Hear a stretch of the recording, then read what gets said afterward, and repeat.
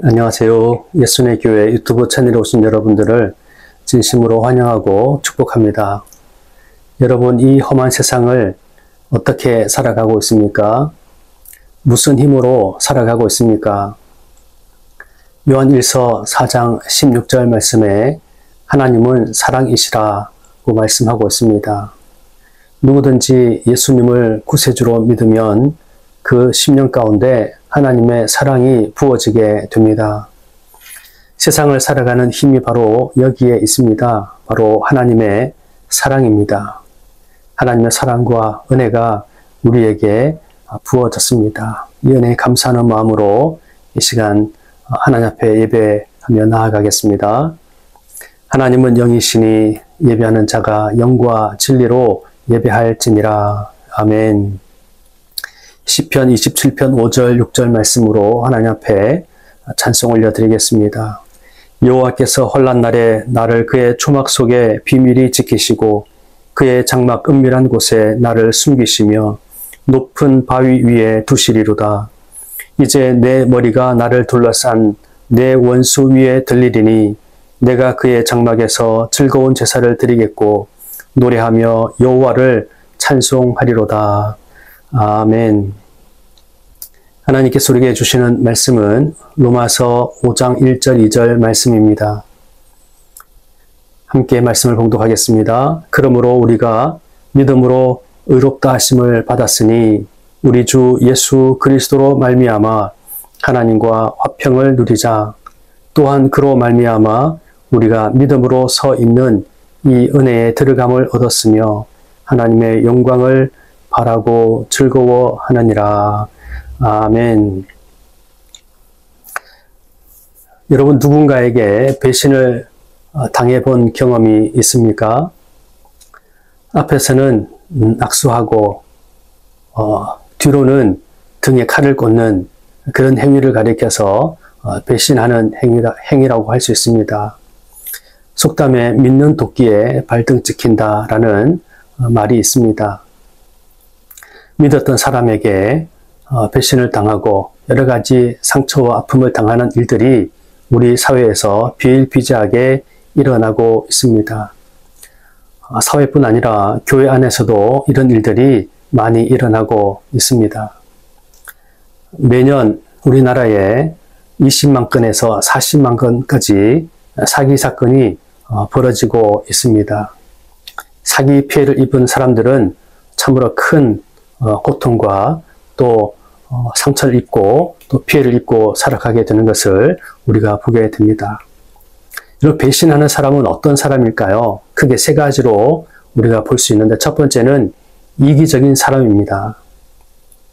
자신의 이익을 위해서 상대방이 피해를 입고 상처를 입는 것에 아랑곳하지 않고 자신의 이익을 챙기는 사람이 바로 이 배신하는 사람입니다. 한마디로 욕심이 많은 사람입니다. 자신의 배를 채우려고, 자신의 욕망을 채우려고 상대방에게 피해를 주는 어리석은 자입니다. 두 번째는 두려움과 자기 보호를 위해서 배신합니다. 베드로가 예수님을 모른다고 3번씩이나 부인하고 심지어 저주까지 했습니다. 그 이면에 보면 베드로는 사람이 무서웠던 것입니다. 그리고 자기 살려고, 자기를 보호하려고 이 어리석은 행동을 했던 것을 볼 수 있습니다. 배신하는 사람은 아주 사실은 무능하고 또 겁이 많은 겁쟁이라고 할 수 있습니다. 세 번째는 질투, 분노, 또 열등감에 사로잡힌 사람들이 배신하게 되는 것입니다.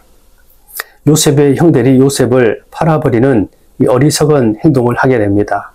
요셉을 향해서 질투하고 또 시기하고 또 열등감에 사로잡혔을 때 이런 어리석은 행동을 하게 된다는 것입니다.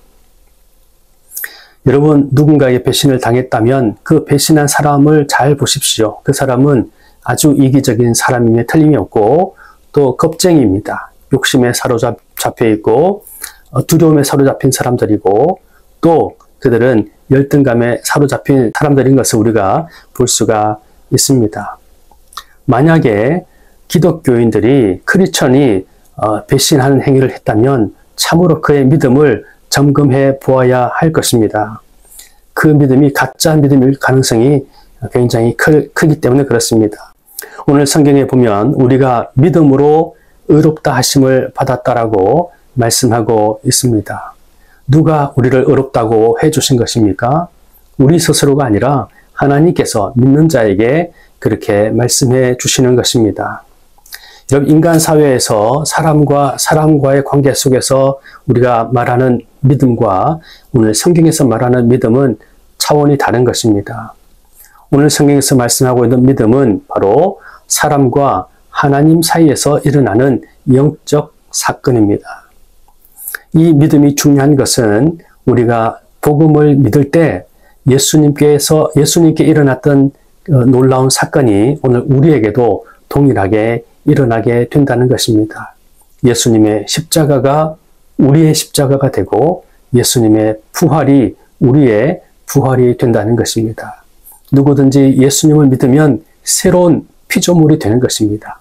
새 사람이 되는 것입니다. 옛 사람을 벗어버리고 옛 사람은 십자가에 못 박고 이제는 예수 그리스도 안에서 새로운 피조물로 살아가게 된다는 것입니다.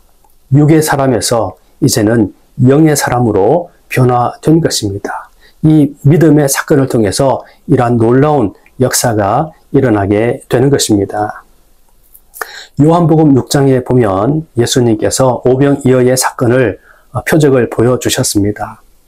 이 사건을 경험한 수많은 사람들이 환호성을 질렀습니다. 이제 예수님만 따라다니면 먹는 문제는 해결되었구나. 예수님을 우리의 임금으로 우리의 왕으로 모시자는 소리를 질렀습니다. 예수님을 향해 참으로 절대적인 신뢰와 믿음을 고백했고 또 기쁨의 환호성을 질렀습니다.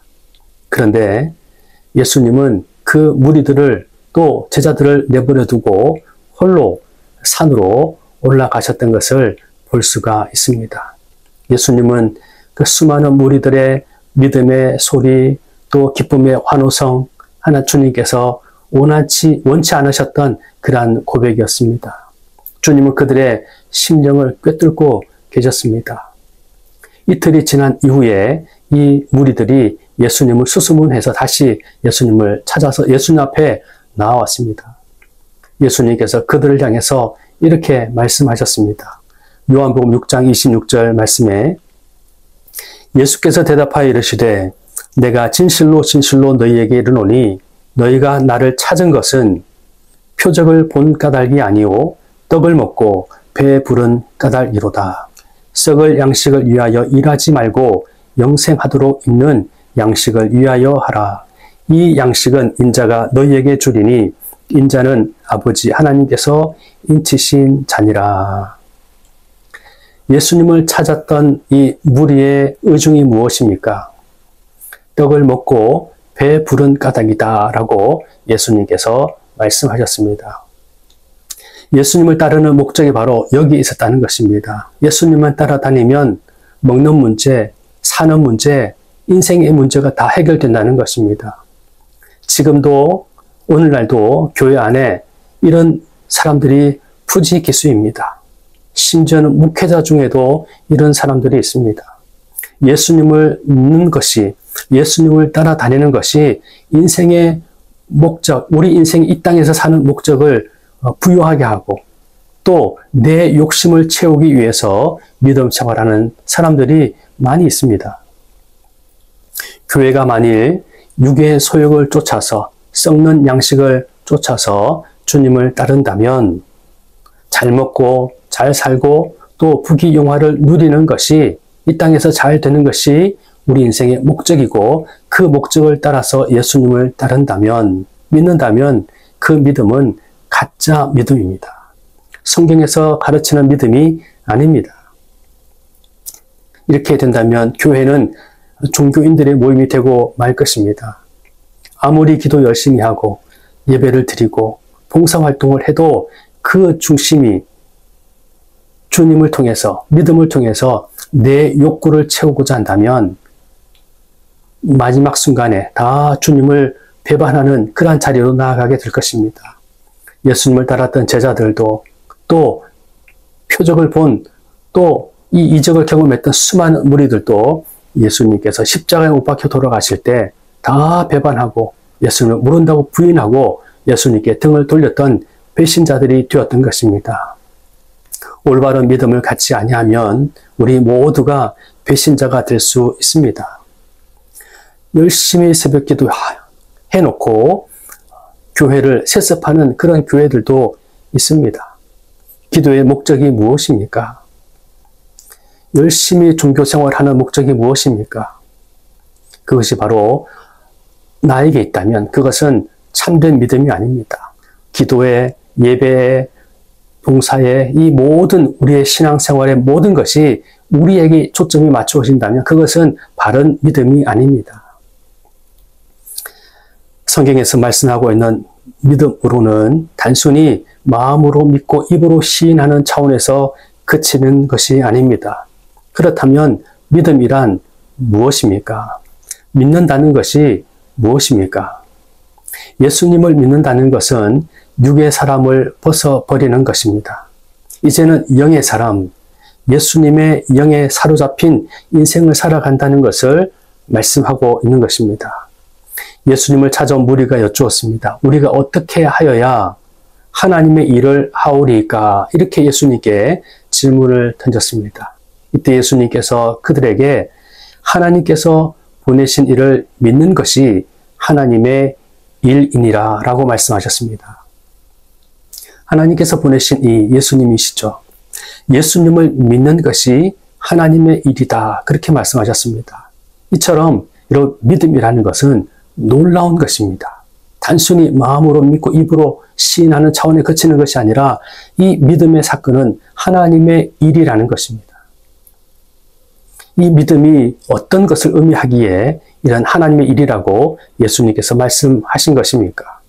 예수님을 믿는다는 것은 엄청난 사건입니다.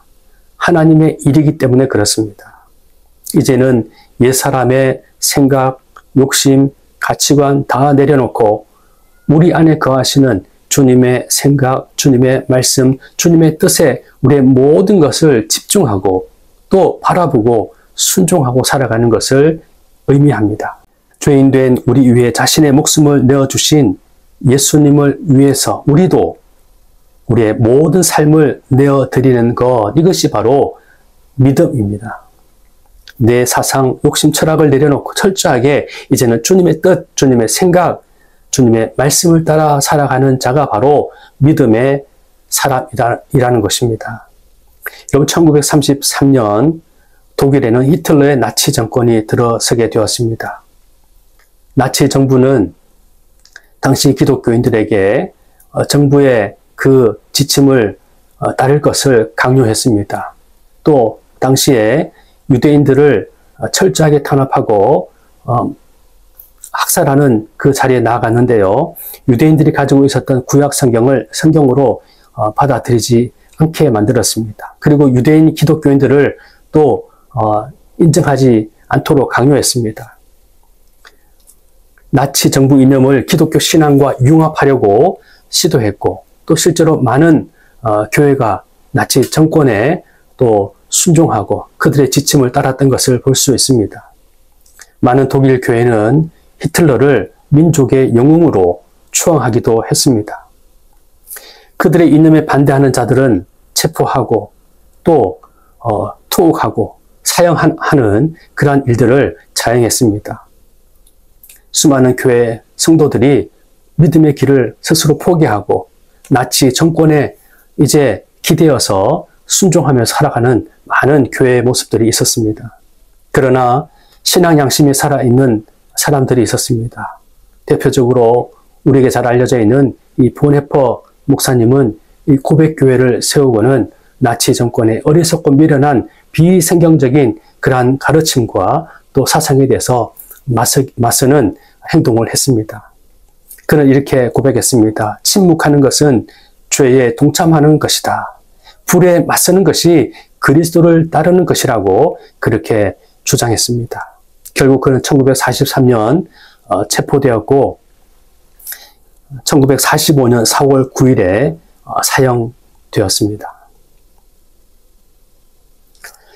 그는 이렇게 고백했습니다. 보네퍼 목사님은 칭의는 믿음으로 의롭게 된다는 것은 법적 선언으로 끝나는 것이 아닙니다. 그리스도와의 연합을 통해 삶의 변화를 가져옵니다. 이는 순종과 희생을 요구하는 은혜입니다. 값비싼 은혜는 우리를 부르시는 그리스도의 말씀, 곧 나를 따르라는 부르심입니다. 믿음으로 말미암아 구원을 얻는 칭의는 반드시 제자도로 이어져야 합니다. 그렇게 고백했습니다. 여러분, 칭의, 믿음으로 의롭게 된다는 것의 참된 의미는 예수님의 제자로 살아간다는 것입니다. 나를 내려놓고 이제는 철저하게 예수 그리스도의 말씀을 따라서 순종하며 살아가는 것입니다. 그런데 이 믿음을 갖지 않으면 권력 앞에 다 무너지고 세상의 가치 앞에 다 무너지고 자신의 이기적인 욕심 앞에 다 무너지고 마는 것입니다. 믿음이 힘이 없는 믿음이 되고 만다는 것입니다. 여러분, 예수님을 믿으십니까? 그렇다면 예수님의 제자가 되기로 결단해야 합니다. 주님께서 내 인생의 주인이시고 나는 예수님의 종이라는 사실을 여러분 고백해야 합니다. 주님이 이끄시는 대로 살기로 결단하는 것이 예수님을 믿는다는 것입니다. 어떤 희생도 마다하지 않기로 결단하고 살아가는 것, 이것이 바로 오늘 성경에서 말씀하고 있는 믿음입니다. 믿음으로 의롭게 되는 것, 이것은 바로 놀라우신 하나님의 은총입니다. 오늘 성경에서는 믿는 자에게 주시는 은총 3가지를 이야기하고 있습니다. 첫 번째는 1절 말씀에 우리 주 예수 그리스도로 말미암아 하나님과 화평을 누리자. 이제 우리가 믿음으로 의롭게 되었으니 하나님과 함께 화평을 누릴 수 있는 은총의 자리로 나아가게 된 것입니다.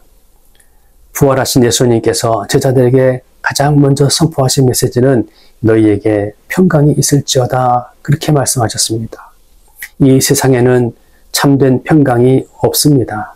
그러나 하나님의 독생자 예수 그리스도께서 우리에게 우리 인생 가운데 주시는 최고의 선물은 바로 이 평강입니다.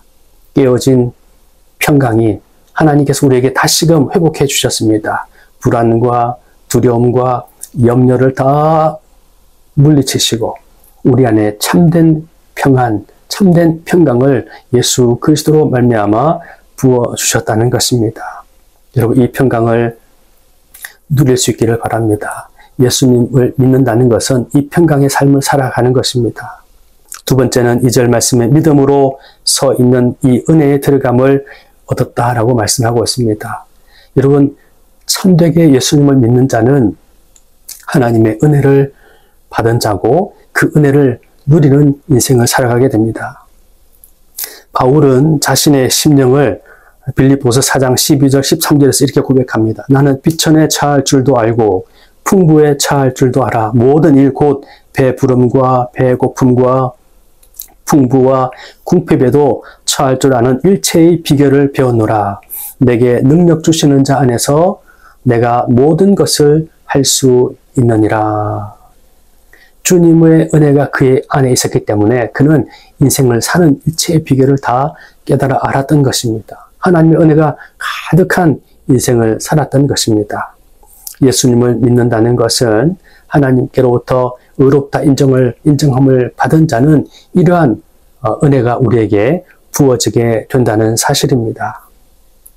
믿음으로 말미암아 하나님의 은혜를 입은 자가 할 수 있는 고백이 바로 이와 같은 고백입니다. 내게 능력 주시는 자 안에서 내가 모든 것을 할 수 있느니라. 얼마나 담대하고 얼마나 참으로 놀라운 믿음의 고백입니까? 이 고백이 저와 여러분의 고백이 될 수 있기를 바랍니다. 세 번째는 또한 2절 말씀에 하나님의 영광을 바라고 즐거워하느니라 말씀하고 있습니다. 예수님을 구세주로 믿는 자에게 하나님께서 의롭다 인정해 주시는 자에게 하나님의 영광을 바라보고 즐거워할 수 있는 은총을 주신다는 사실입니다.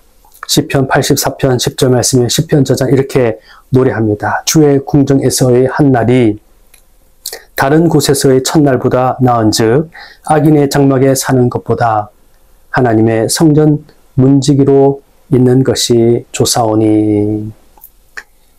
영적으로 눈이 뜨지게 되면 이 하나님의 세계를 바라보게 되고 하나님의 문지기로 있는 것이 악인의 장막에 가는 것보다도 낫다고, 또 다른 곳에서의 첫날보다도 주의 궁정에서의 한날이 더 가치 있다고 고백하는 것입니다.